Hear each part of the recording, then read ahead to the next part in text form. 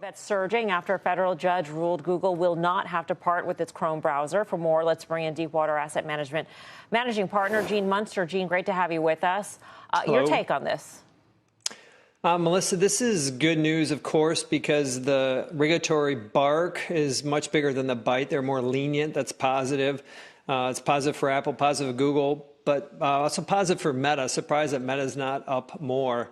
I would just point out one angle related to why Google is up so much. This turning of the page on the regulatory allows investors to think more about the progress that they're making in terms of AI overviews, AI mode, these three panels, their search panel. Those are the three interfaces that people use. They're making more progress at getting those adopted. Had some remarkable speed of that over the last few months with AI mode.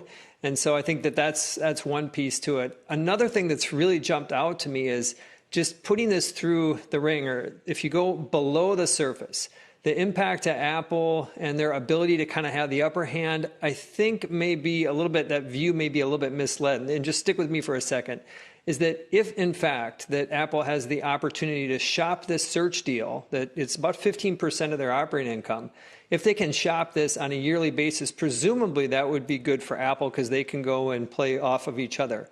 But there's only one potential other customer, and that, of course, is Microsoft with Bing.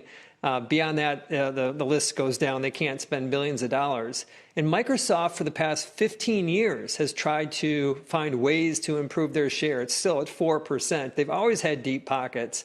And so I think at the end of the day is this probably really nothing changes. At the end, I think Apple will still get $20 billion a year from the Google search deal, even though it's renegotiated every year, and Google still has 90% plus search share. We're still awaiting, though, the remedies in the Adtech case, Gene. I'm wondering how much of an overhang that could still be on Google at this point, Alphabet. So that side of it is, call it 9% of their business. And so kind of think about that. It's a less profitable part of their business, too. Sure. And so it's just not as called a 5% kind of an impact. Hey, Gene, Mel, as she often does, made a great point earlier. What does the data sharing mean for a company like Perplexity that's obviously squarely focused on that Google advertising share? This is a big advantage. Perplexity is one of the big ones that could be an advantage. It also could, in a long-term way, benefit somebody like Apple as they try to think about ways that they can benefit from AI. One way is that they could come out with their own AI search product. That's one of the reasons why myself and a lot of people feel that Apple should buy Perplexity. And so Perplexity would be an obvious beneficiary. I think Microsoft and Bing to a lesser extent because they've got a fair amount of data. But I think that, from a Perplexity standpoint, it would be a positive.